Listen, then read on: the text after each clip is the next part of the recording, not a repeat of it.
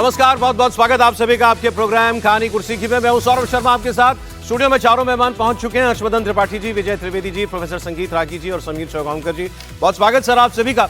कल आपने देखा जो हंगामा दिल्ली में हुआ, परसों छात्रों के संसद कूच के नाम पर, और कल राहुल गांधी ने प्रधानमंत्री आवास के बाहर धरना देने के नाम पर जो कुछ किया और जो कुछ उसके बाद कहानी बनी, उसके बाद सरकार जो आज कर रही है वो आज की सबसे बड़ी खबर है। ये तो प्रदर्शनों के बाद सरकार के रिएक्शन पर निर्भर था कि अब आगे क्या होगा। तो सरकार ने दोनों फ्रंट पर बातचीत के लिए एक तरीके से कदम आगे बढ़ा दिए हैं। छात्रों के साथ भी बातचीत के लिए, संवाद के लिए सरकार की तरफ से पहल कर दी गई है, और दूसरी तरफ आपको बता दें पार्लियामेंट में चर्चा के लिए भी सरकार तैयार है। आज हाउस में थोड़ी बहुत बातचीत हो भी पाई है, वरना तो 2 दिन पूरे तरीके से वॉश आउट हुए थे। तो सरकार अब ऐसा लग रहा है कि इस पूरे मसले को सुलझाने के लिए, इस आंदोलन को, छात्रों के गुस्से को शांत करने के लिए बात करना चाहती है, सीधे उनसे एक डायलॉग करना चाहती है। तो उसका अपडेट मैं आपको दे देता हूं। संसद में क्या हुआ उसकी जानकारी आपको मैं दूं, उससे पहले यह बता देते हैं कि इस प्रदर्शन को खत्म कराने के लिए, क्योंकि सरकार के लिए ज्यादा महत्वपूर्ण यह है कि जो छात्र बैठे हैं धरने पर वो किसी तरीके से शांत हों। तो ये जो सीजेपी पार्टी है, इसके और सरकार के बीच बातचीत हो सकती है और आज भी हो सकती है। सरकार प्रदर्शनकारियों से दूसरे दौर की बातचीत के लिए तैयार। आप कहेंगे दूसरा दौर कौन सा? पहले दौर को आप यूं कह लीजिए, जब वो जेपी नड्डा के घर 2 व्यक्ति मिलने के लिए गए थे तो अपने उन्होंने मांगियां सौंपी थी, तो वो पहली बार एक दोनों के बीच एक राब्ता हुआ था। अब सीजेपी का कहना है कि वो बातचीत के लिए सरकार के पास नहीं जाएगी। सरकार को बात करनी है तो या वो जंतर मंतर पर आ जाए या फिर वो कोई न्यूट्रल जगह तय कर ले, वहां पर मुलाकात हो जाएगी। सरकार की तरफ से रीच आउट किया गया है सीजेपी को, कहा गया है कि आपके मुद्दों पर हम लोग बात करने के लिए तैयार हैं। वहीं कल एक और इंपॉर्टेंट डेवलपमेंट हुई थी। सरकार के 2 senior ministers JP Nadda ji और जितेंद्र सिंह, अच्छा दोनों ही लोग बातचीत में शामिल रह चुके हैं। जितेंद्र सिंह राहुल गांधी से मिलने के लिए गए थे। ये दोनों लोग कल सोनम वांगचुक से हॉस्पिटल में जाकर के मिले हैं। सोनम वांगचुक के साथ दोनों मिनिस्टर्स की करीब 45 मिनट की मुलाकात भी हुई है, और सरकार के साथ बातचीत को लेकर सीजेपी के प्रवक्ता आशुतोष रांका, इन्होंने कंफर्मेशन दी। इन्होंने कहा कि हां, सरकार की तरफ से बातचीत का प्रस्ताव हमको आया है, और जो वहां गए थे मुलाकात करने के लिए हॉस्पिटल में सोनम वांगचुक से, तो वहां भी जाकर के उन्होंने कहा कि आप भी अपना अनशन खत्म करें और इस आंदोलन को भी खत्म कराएं। बातचीत करने के लिए हम लोग तैयार हैं, फिर इस अनशन की और आंदोलन की कोई जरूरत नहीं है। तो बताया जाता है कि उनकी तरफ से कहा गया कि मुझे आंदोलनकारियों का भी ख्याल रखना है। जाहिर बात है, ठीक है, वो ऐसे एकदम सरकार के कहने पर या किसी आश्वासन भर पे हर चीज जो इतने 1 महीने भर से चल रही है उसको समेट तो नहीं देंगे, लेकिन ये प्रोसेस आगे बढ़ गया है डायलॉग का। ये एक बहुत अच्छी डेवलपमेंट है। आपको सुनाते हैं सीजेपी की तरफ से क्या बताया गया। आशुतोष रांका हमारे साथ हैं। आशुतोष, सरकार कह रही है कि वो सीजेपी से दोबारा बातचीत के लिए तैयार है। जेपी नड्डा और जितेंद्र सिंह जो कैबिनेट मिनिस्टर हैं वो आपसे बातचीत करना चाहते हैं। अभी तक आपकी नॉलेज में क्या जानकारी? उन्होंने रीच आउट किया है, लेकिन हम कहीं और नहीं मिलेंगे। वो या तो यहाँ है या कोई न्यूट्रल प्लेस सजेस्ट करे, और हम इस बार टाइम नहीं वेस्ट करेंगे। आप कॉन्क्रीटली आप बताइए कौन सी डिमांड्स आप मांगने के लिए रेडी हैं, कौन सी डिमांड्स के लिए आपको समय चाहिए, कितना चाहिए, सब बताइए। अब पिछली परसों जो हुआ, हमारा इतना समय बर्बाद किया, वो नहीं माना जाएगा। क्या क्या आप लोगों की अभी मांग है? हमारी 4 मांगे हैं। धर्मेंद्र प्रधान का इस्तीफा, सोनम वांगचुक की रिहाई, 1 करोड़ का मुआवजा नीट एस्पिरेंट्स जिन्होंने सुसाइड की, और चौथा हमारे किसी भी प्रोटेस्टर पे कोई भी एफआईआर नहीं होनी चाहिए। क्या अगर ये कहा जाता है कि आप जैसे पिछली बार नड्डा जी के आवास पर बुलाया था, तो आप लोग दोबारा, क्योंकि ये कहा गया था कि आप लोगों की तरफ से कि इस बार आपको बात करनी होगी तो या तो जंतर मंतर पे करनी होगी, घर आप लोग नहीं जाएंगे, और जिस तरह पिछली बार समय वेस्ट किया गया वो हम नहीं होने देंगे। लेकिन बातचीत के लिए आप तैयार हैं? बातचीत के लिए तो हम पहले दिन से तैयार हैं। वो परसों जागे, हम तो पहले दिन से तैयार हैं बातचीत के लिए। क्या कोई अभी तक समय? जैसे भी होगा बता देंगे आप। Thank you. तो ये थे आशुतोष रांका, जिनका कहना है कि सरकार से दूसरे राउंड की बातचीत के लिए सीजेपी तैयार है। आपने देखा कि अब थोड़ा सा उनका जो रुख है वो थोड़ा सा सख्त भी है सीजेपी वालों का। वो कह रहे हैं कि हमारे समय बर्बाद किया गया। मांगों में एक मांग और ऐड हो गई है कि हमारे किसी भी छात्र पर कोई केस भी दर्ज नहीं किया जाएगा। वो कह रहे हैं कि हम नहीं जाएंगे सरकार के पास बात करने, सरकार को बात करनी है तो हमारे पास आएगी या किसी न्यूट्रल जगह पर बात करेंगे। लेकिन चले ठीक है, बातचीत के लिए तो वो भी लोग तैयार है, सरकार भी तैयार दिखाई दे रही है।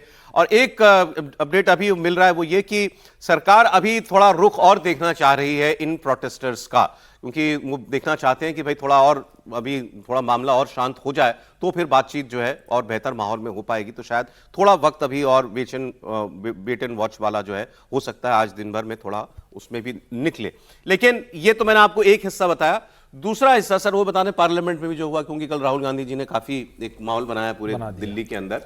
तो राहुल गांधी कल प्रधानमंत्री आवास के बाहर धरना देने पहुंच गए थे, फिर उनको डिटेन कर लिया गया, उनको, प्रियंका को, अखिलेश को, सबको, कांग्रेस के बहुत सारे सांसदों को। और आज फिर उसके विरोध में कांग्रेस के सांसद काले कपड़े पहनकर संसद भवन पहुंचे, फिर वही नारेबाजी। देखिए आप, सारे के सारे लोग हैं, उसमें कई पार्टियों के और भी लोग हैं, वो आज काले कपड़े पहन के प्रदर्शन कर रहे थे। लोकसभा सुबह 11 बजे सिर्फ 2 मिनट के लिए चल पाई और 12 बजे तक स्थगित हो गई। फिर 12 बजे थोड़ी देर के लिए कुछ बात हुई हाउस के अंदर। स्पीकर ने केसी वेणुगोपाल, कांग्रेस पार्टी के जो नेता, उनको बोलने का मौका दिया। उन्होंने कहा कि पुलिस ने प्रदर्शन कर रहे छात्रों के साथ बर्बरता की और हमारी सिर्फ एक मांग है, धर्मेंद्र प्रधान का इस्तीफा हो। इस पर संसदीय कार्य मंत्री किरण रिजिजू ने कहा कि सरकार सदन में भी चर्चा के लिए तैयार है। उन्होंने कहा कि बस नियमों के तहत चर्चा होनी चाहिए। फिर अखिलेश यादव ने कहा कि छात्रों का मुद्दा किसी एक पार्टी का मुद्दा नहीं, हम सबका मुद्दा है। सड़क पर बेटियों के कपड़े फाड़े गए। अखिलेश ने प्रधानमंत्री से जवाब की मांग की और फिर हंगामा होने लगा और फिर एक बार सदन की कार्रवाई 2 बजे तक के लिए स्थगित कर दी गई। Government of India brutally deal with the students who are agitating against Dharmendra Pradhan. Sir, one point. मेरा point है sir. आप तो बताइए, आप चर्चा चाहते हैं? Indian opposition, आप चर्चा करना चाहते हैं?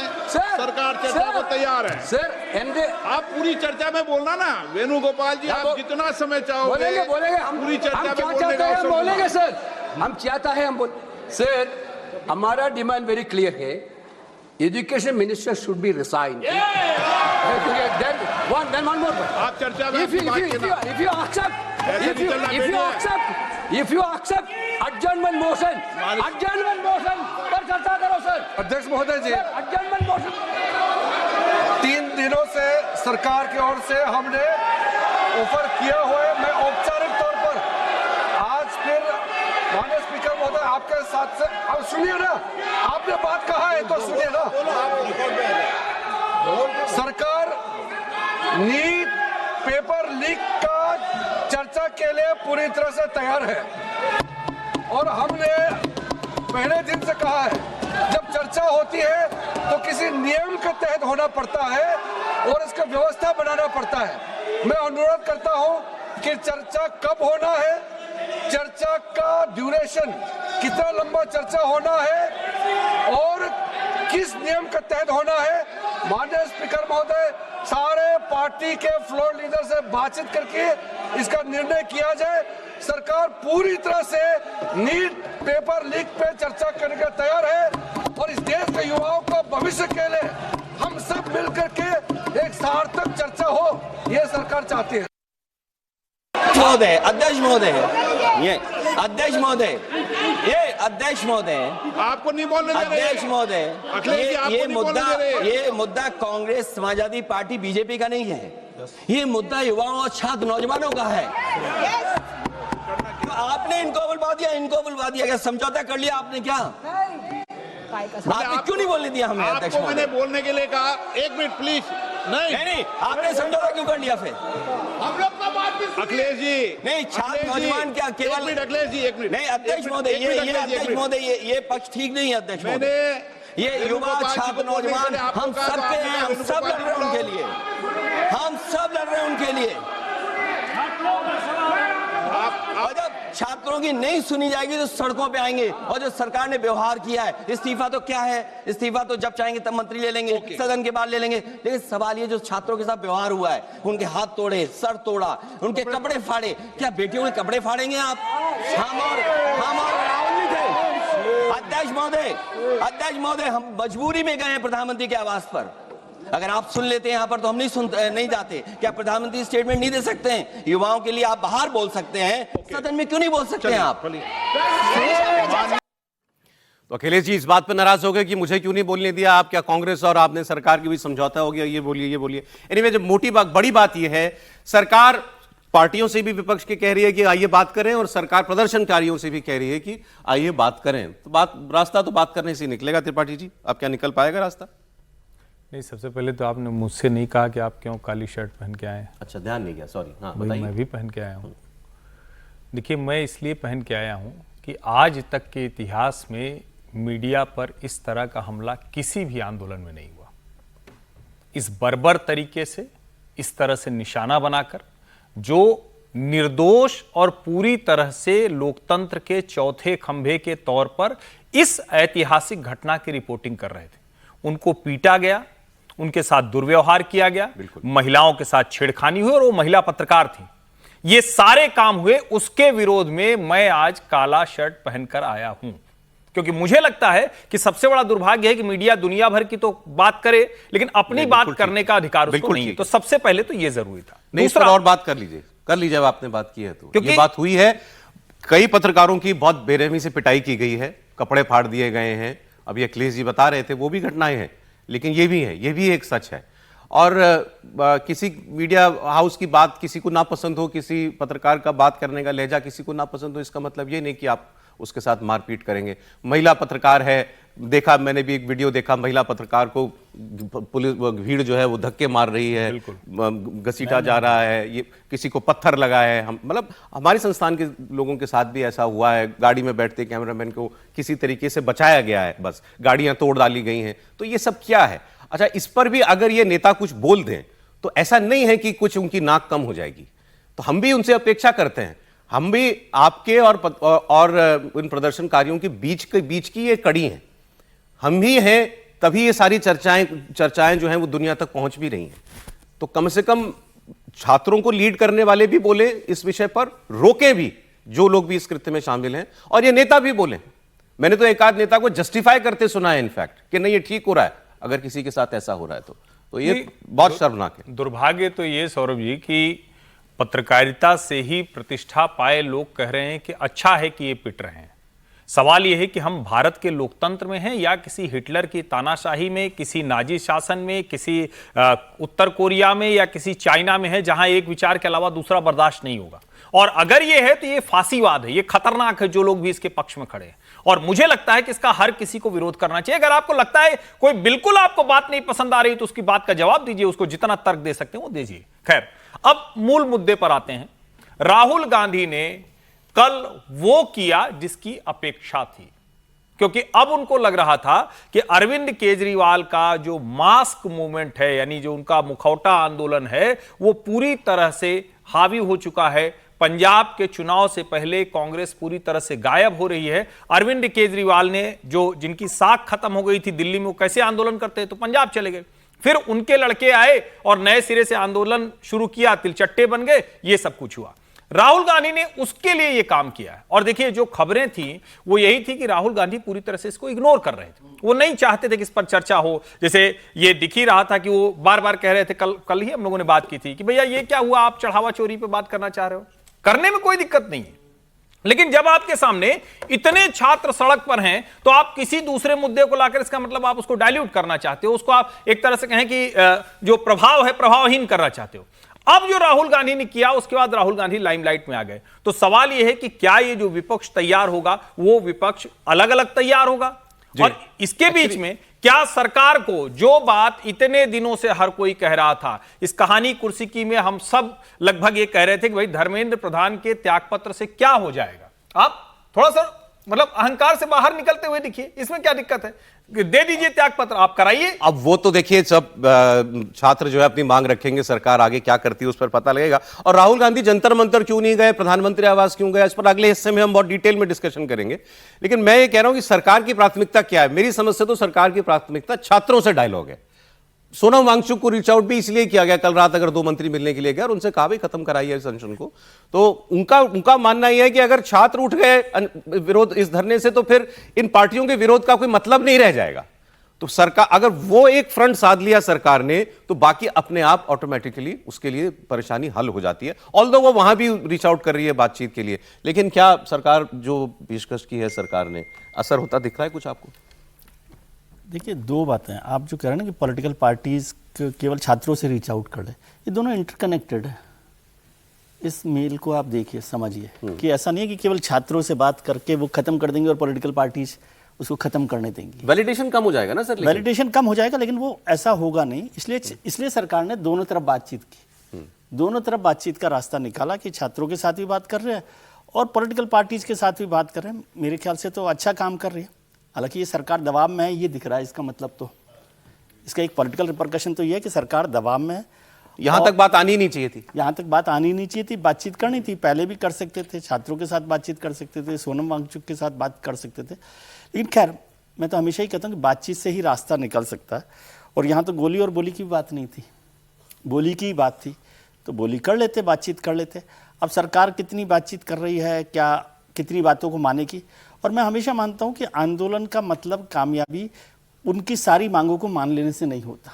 आंदोलन की कामयाबी इसमें है कि जो आप मैसेज देना चाहते थे देश को, लोगों को, समाज को, वो आपने दिया कि नहीं दिया, वो मैसेज इस आंदोलन से गया है। तो इसका फर्स्ट लेवल पर कामयाबी हो गई है। ठीक है कि भाई लोगों को पता पड़ा कि ये जो सिस्टम है वो ठीक नहीं है। पेपर्स का मामला है, एजुकेशन का मामला है, उस सब पर तो अब सरकार बात कर रही है।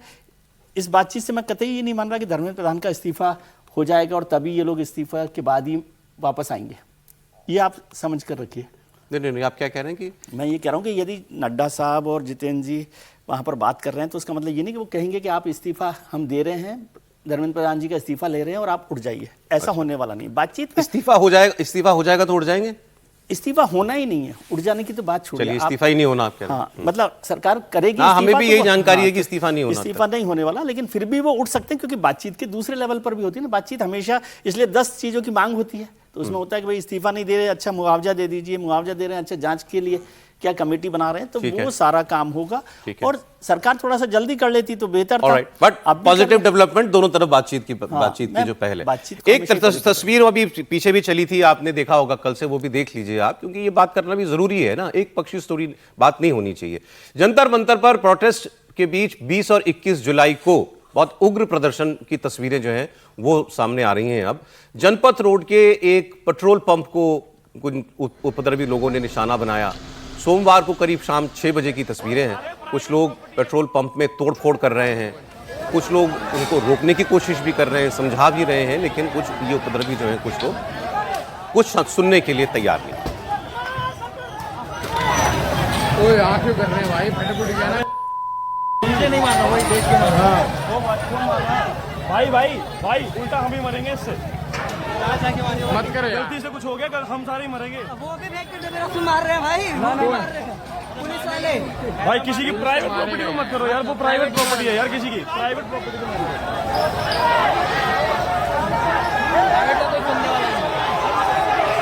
अरे प्राइवेट प्रॉपर्टी है।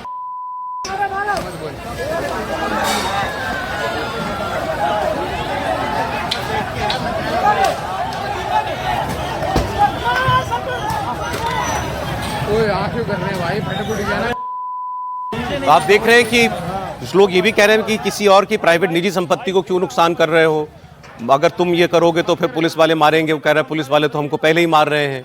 कई गाड़ियों को भी निशाना बनाया गया है। पार्लियामेंट स्ट्रीट थाने के पास, SBI बैंक के पास एक गाड़ी में तोड़फोड़ की तस्वीरें आई हैं।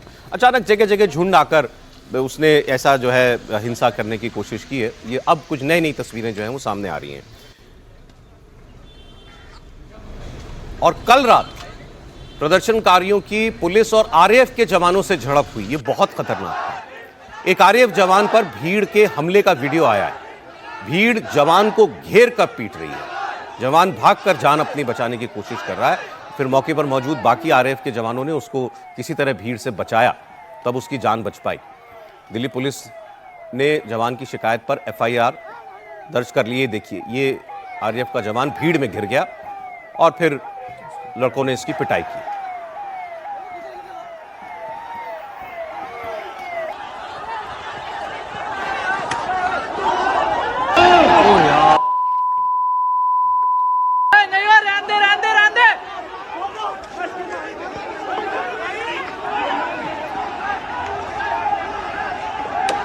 भाई रहने दो, मत तोड़ो यार।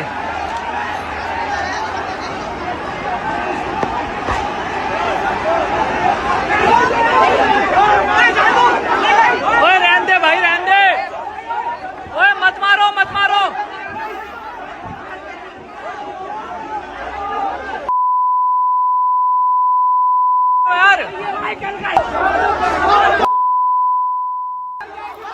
आरएएफ की एक वैन भी भीड़ के हत्थे चढ़ गई। भीड़ ने गाड़ी पर हमला बोल दिया, कोई गाड़ी पर लाठी मार रहा है, कोई वैन के पर्दे फाड़ रहा है। ये लोग जवानों को ढूंढ रहे थे। गुस्सा परसों के लाठी चार्ज का था।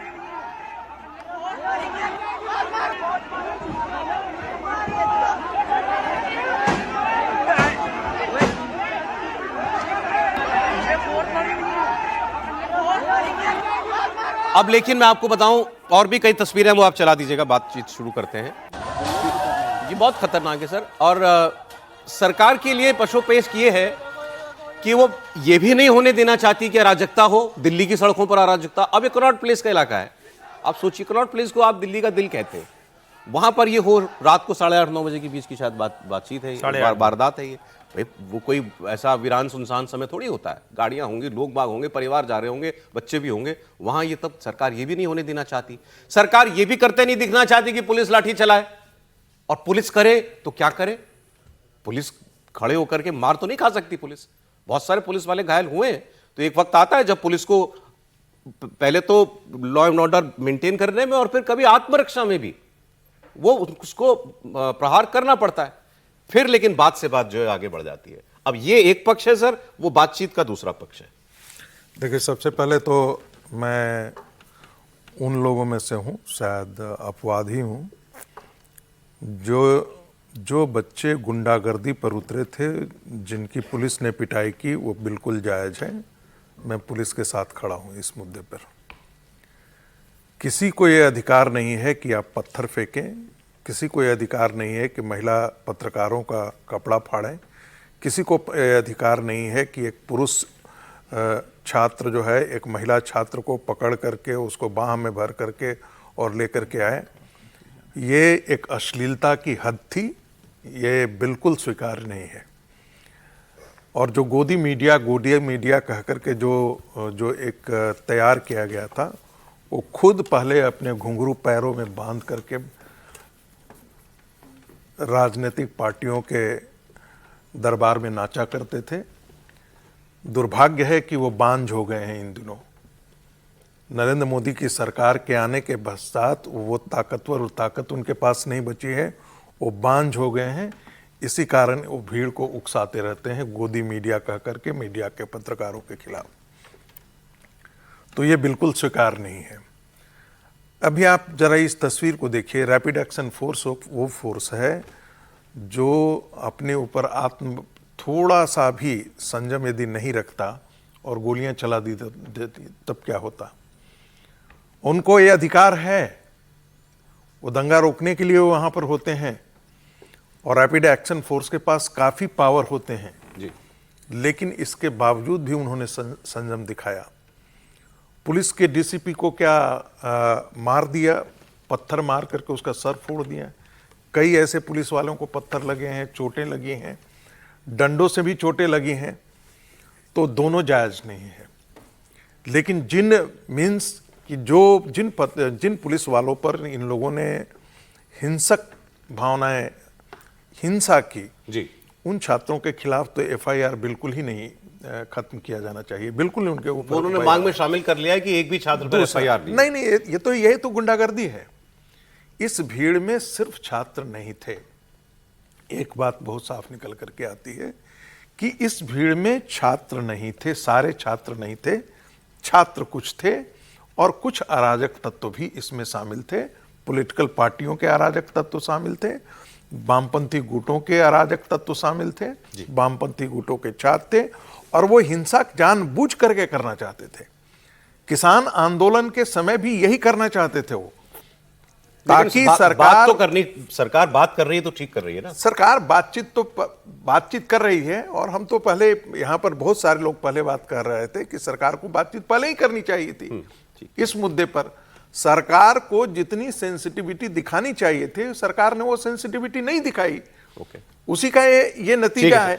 लेकिन ये भी मैं मानता हूं कि सरकार कितनी भी सेंसिटिविटी दिखाती, इसके पीछे राजनीतिक ताकत है। आगे बात करते हैं। वो राजनीतिक ताकतें तो अब खुलकर सामने आ रही है ना। समीर जी, माफी चाहता हूं, 3 मिनट के बाद बस मैं आपके पास आता हूं।